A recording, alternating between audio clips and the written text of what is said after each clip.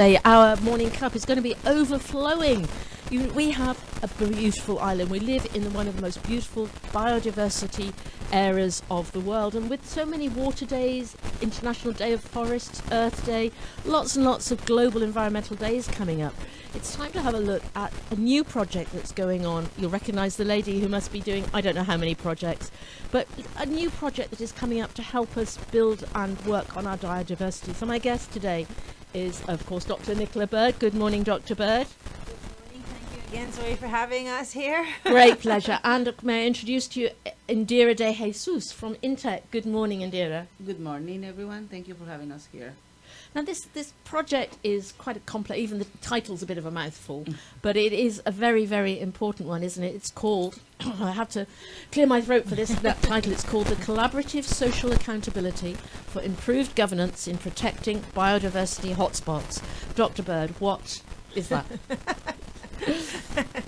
Well, maybe we can simplify this by collaborative social accountability is bringing communities and government together to have a conversation about how we can manage and monitor and care for our biodiversity and reduce threats. So it's really to create build a strong relationship using tools and mechanisms that were developed so that communities are always part of the conversation, not left out, because communities are so very, very important in protecting our biodiversity and reducing threats to our biodiversity, and having so that,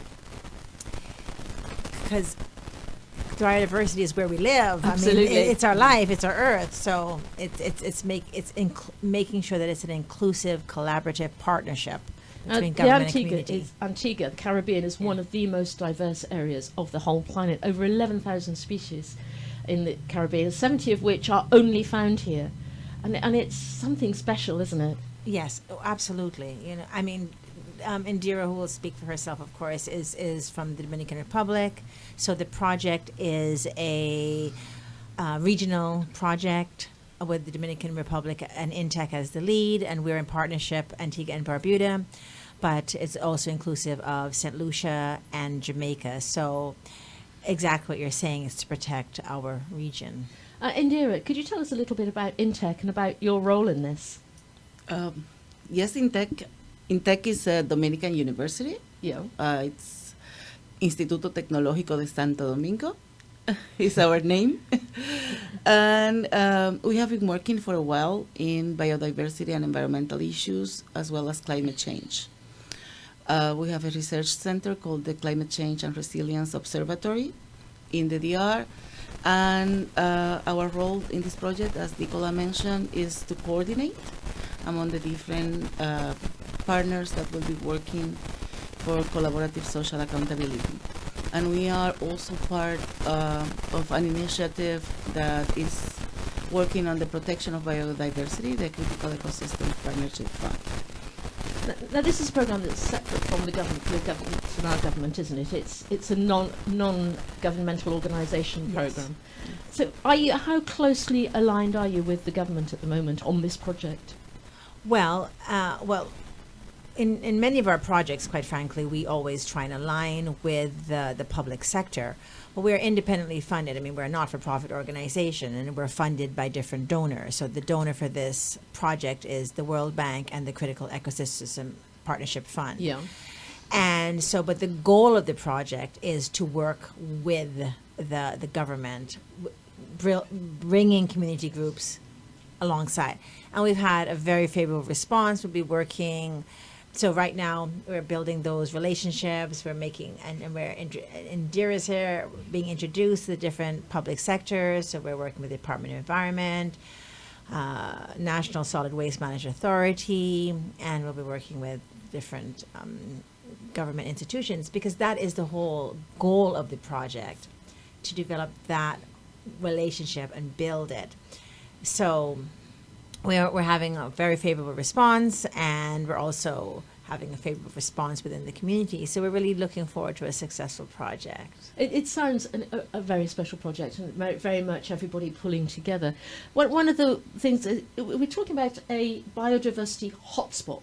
Now, what exactly is a biodiversity hotspot?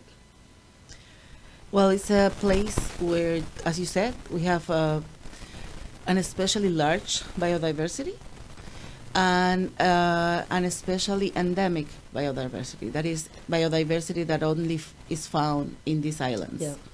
So the Caribbean is one of the hotspots on Earth, and that makes us pretty special in the sense that there are species here that if they go extinct, they will be lost forever because they are not found anywhere else. And we have things like the racer snake just Yes. solely on an island. So it's very important, isn't it, to maintain these species. Why is it so important that we keep this level of biodiversity? Biodiversity has many many aspects in which it interacts with the humans, and humans are part of biodiversity. That's something that is really important to understand. Yeah. We live in a planet that is one whole big system, a very complex one, and every living thing on Earth occupies a space in the ecosystem, has a function, and it's needed for everything else to flourish. Yep. That's the very general, like I would say, function of biodiversity, and there is, I guess, an ethical responsibility to protect it. But also there are very practical aspects of protecting biodiversity. Biodiversity is what guarantees that we have water, Yeah. because without forest, we don't get enough rainfall. Biodiversity protects us from storm surges. The coral reefs and the mangroves will make sure that as the sea level rise and we get stronger storms, our coastlines are safe. But also biodiversity feeds us. Without bees, without many species on Earth, our whole agricultural system and food production system would collapse. So biodiversity, also medicine, many products that we take for granted that are part of our everyday life come from the biodiversity on Earth. So there are very many ecosystem services that we get from biodiversity. It is obviously very important. Are we in danger, do you think, especially in the small islands, of we have to work, we have to develop our economy? Are we in danger of developing the economy at the expense of our biodiverse environment? Absolutely. I mean, what's put, I think, a lot of our human activity and human behavior is what's put our biodiversity at risk. And I mean, we think humans have big egos, and we tend to think that we have some kind of like domain over, but really the earth will exist beyond us. So we're way more dependent on it than it is dependent on us. So we need to like kind of reverse our way of thinking that because our dependency, we're vulnerable if we destroy our biodiversity. So yes, absolutely, development has been a significant factor throughout the region. I mean, that has reduced and destroyed and put threats to our biodiversity. And so, and you know, it's a sticky subject because, and you could go on and on about this question and looking at this because, of course, on the one hand, development has created, livelihoods, but when it's at the expense of our future well-being and our even current state.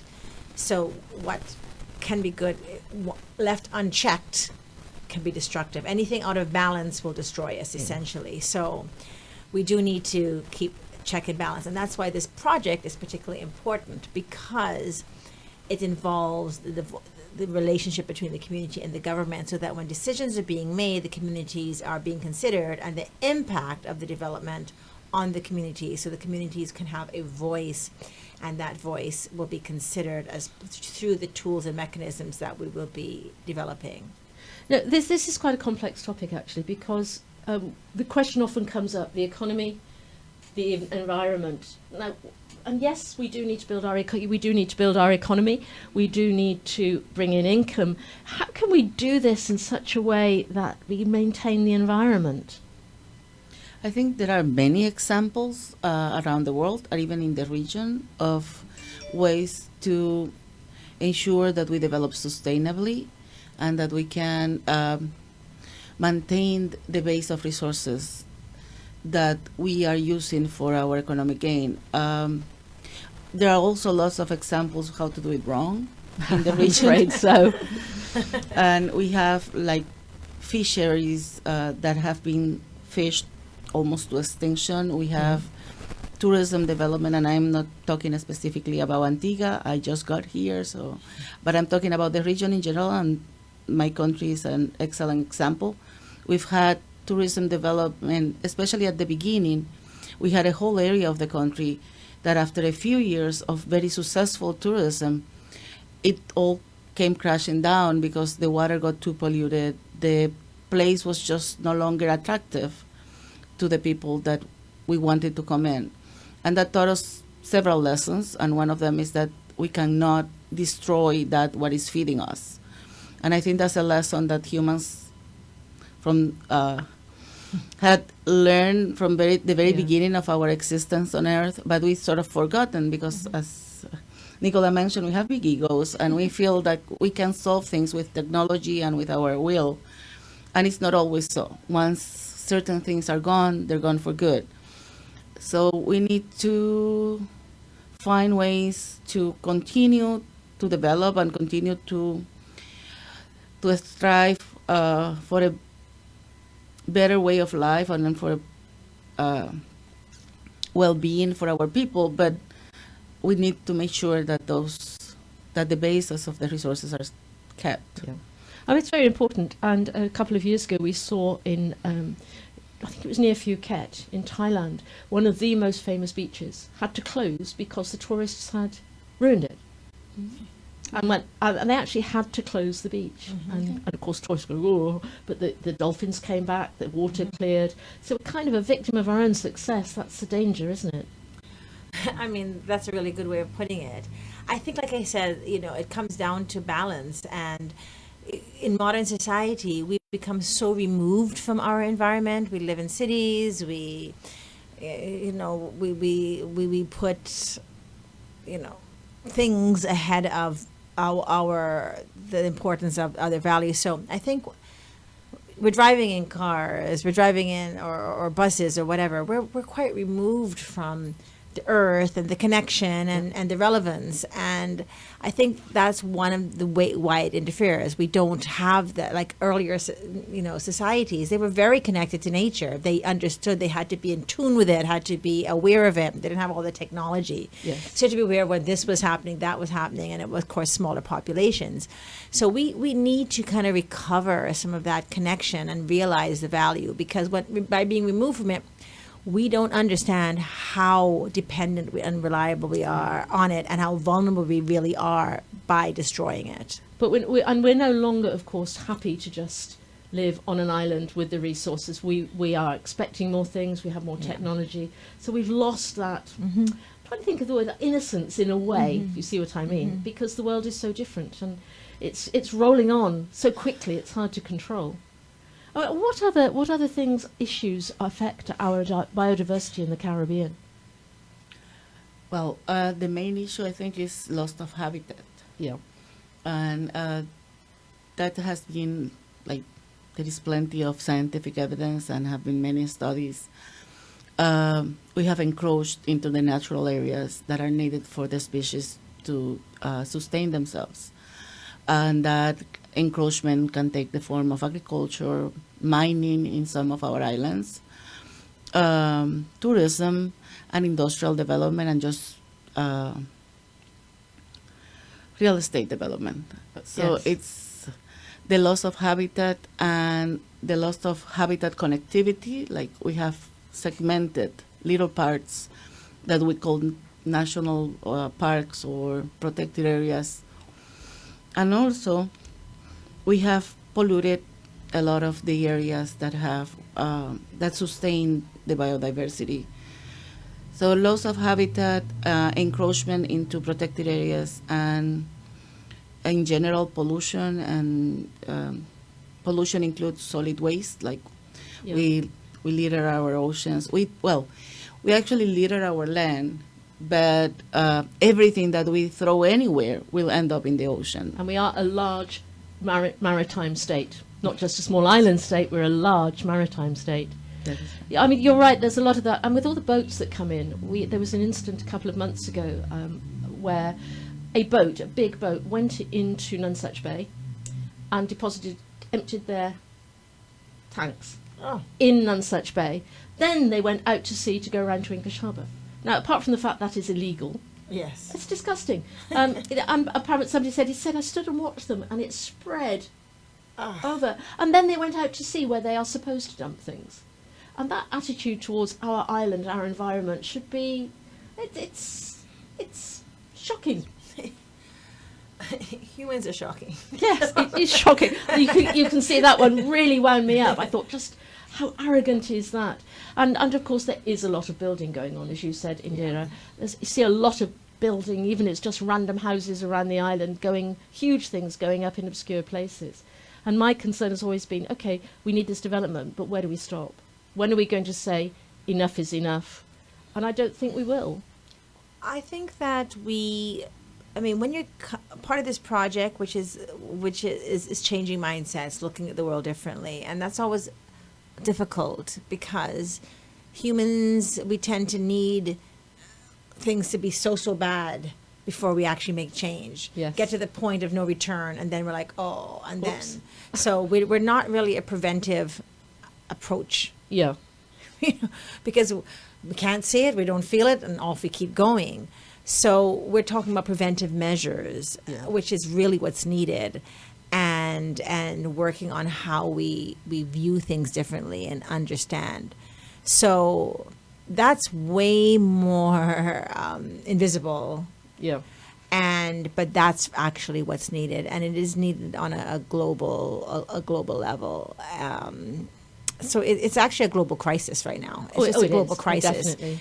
And we need real leadership and we need real solid action. So I think that the mindset level is the most important place to start to impact behavioral change. Your organisation, the Integrated Health Outreach, you've been working with NGOs and CSOs already to discuss this. Yes. What are some of their challenges that makes it difficult, or they say, well, we can't do this and we can't do that? Are they constrained by finance, or what actually constrains them? Well, depending on the level of the group, I mean, for the most part, if it's community groups, we're small communities, then they wouldn't have had built the capacity. They're just really invested in coming together as a community, beautifying the neighborhood, taking care of, sometimes feeding the more vulnerable, taking care of the more vulnerable. And so they may not have had exposure to the opportunities for funding, know how to write proposals, know how to even implement a project. They're volunteer, so it depends on people's time, availability. And so those would be some of the challenges that community groups will have. And so through this project and opportunities for funding that's provided by the Critical Ecosystem Partnership Fund, we're working to help build the capacity of these organizations across multiple areas. So the project is actually all about helping organisations to help themselves to do this. That's part of it, and the other, yes, and then the other, of course, is building that connection. Yes. The partnership with governance to reduce threats and to hear the voice of the people, that empowerment is empowering the people. Yes, and so that they feel they can be heard and their opinions will be considered and matter and valued. And this is a 4-year project, and I should also identify that the priority area that's being funded is the NEMA area, Northeast Marine Management Area, and Fishes Creek Bay and Redunda, and that's the priority key biodiversity area. That is the focus of this project, and so we're working with communities in that area. Do you think, and this is often the case where you live somewhere, if you live in a big city, you tend to get a little bit laissez-faire and think, I've got plenty of time to go and see this, but you don't get round to it. Do you think here in Antigua I got to the stage where we know how beautiful our island is, but a little bit lackadaisical? Well, I hike every week, and we go into all kind of terrain, and we're crazy hikers, quote unquote. I mean, we just go through the bush and on uncharted, trails that we create as we go through. Yeah. So it definitely broadens my perspective of the island. So I don't think actually that unless you are involved in really going into your nature, that we as a nation really know the beauty of our island. Yeah. So we know our beaches, you go to our beaches, but unless you really go and explore, I mean, since COVID in particular, there are a lot more hiking groups, so I know there are more people exploring. And I know when I started doing it, for instance, I was like, this is Antigua, I had no idea. You have no idea what it is going up with this terrain and the lush terrain and the diversity we have so I think, and that really does change your perspective. I know when we have a women's beekeeping project, training women as beekeepers, we've had 60 women trained as beekeepers. And when they talk about that training and being part of this, how they now see things differently and they see the world differently, and they're looking at biodiversity, so a lot, that's why I say we're so removed, we take for granted, but we actually know very little. So I think it's up to us to really begin to work at developing our connection. You're absolutely right, and it's only when you wander and hike around the island that you think, wow, didn't know we had that. Yeah. I was interested in what you say about the bees as well, because bees came up yesterday when I was talking about some of the summer camps for children, and a lot of people are taking on the bees. I think it's time I did a program about beekeeping, because so many people are now talking about the importance of it. So I'm going to hold that one for another day. I'm going to have a program about the beekeeping. But this is such an important project. And Dr. Bird, you are the president of the IHO? The executive director. Executive president. Yeah. And you seem to do so much.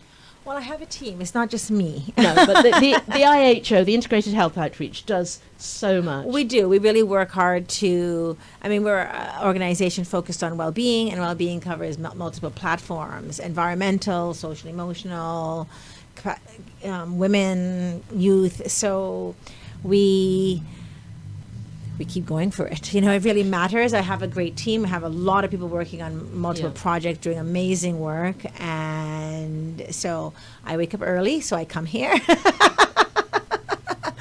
But yes, we're very, it's privileged. It's an honor and a privilege to have this opportunity to be able to build capacity and do things for the island, and also be part of a regional project, and working with Intech and Indira and working on a regional project is really, a dream come true.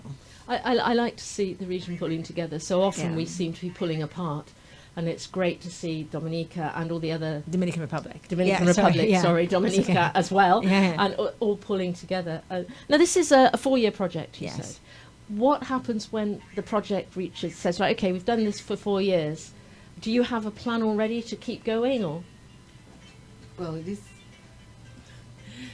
is a bit soon, I think, to talk about a plan to keep going, but the project does focus on sustainability of results. Yeah. So that we can be sure that activities will continue, not the project activities necessarily. I'm sure Nicola will find many other projects and she will have funding to continue working on similar things. But for the project, I think something that it's important to realize is that what collaborative social accountability is. Yeah. Collaborative social accountability is a group of tools and mechanisms to ensure that the people and the communities who are the ones receiving a public service can have a voice and a way of working with the government institutions that provide that service to reach common solutions. Yeah. And for biodiversity, this is the first time that those tools are used. It is usually collaborative social accountability is normally seen working with education, health, drinking water, the type of services that community usually identify as something the government should provide them. In this case, the service from the government is protecting biodiversity, protecting the environment on which our lives depend. And that is something that all governments in the Caribbean, Antigua included, have committed to doing. There are international treaties, there are national laws that say that the government will protect that biodiversity. So what we are trying to achieve over these 3.5 years now is to ensure that there are mechanisms in place that connect the communities and the citizens to the government institutions, so that they can not just they can work together on solutions, but they also have a way of making the government hear what the community's needs are and what the issues that arise with the service provision.